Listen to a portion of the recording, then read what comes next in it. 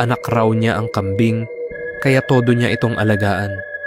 May isang babae sa lugar namin na may alagang kambing. Normal lang sana iyon dahil maraming nag-aalaga ng hayop sa probinsya. Pero iba ang ginagawa niya kumpara sa iba. Araw-araw niyang pinapakain ang kambing. Nililinis niya ang kulungan at palaging tinitingnan kung may sugat o sakit ito. Kapag may dumadaan, kinakausap niya ang kambing na parang tao. Kapag may nagtatanong kung bakit sobrang alaga niya, sinasabi niya na anak daw niya ang kambing.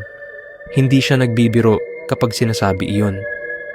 Seryoso ang boses niya at diretso ang tingin. Tuwing gabi, hindi siya natutulog sa loob ng bahay. Doon siya sa tabi ng kulungan.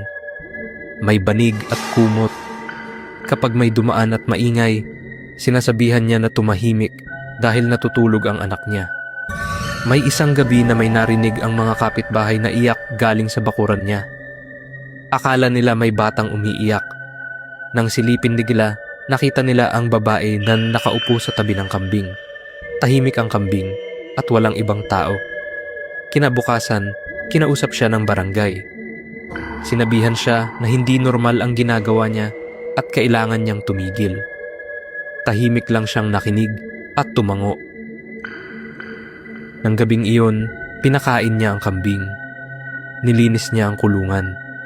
Pagkatapos, binuksan niya ang pinto ng kulungan at hinayaan niyang lumabas ang kambing.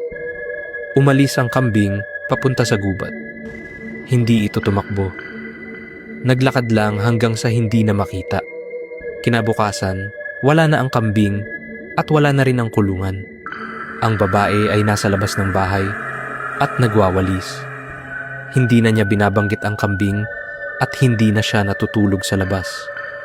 Simula noon, tahimik na ulit ang lugar at wala nang nangyaring kakaiba.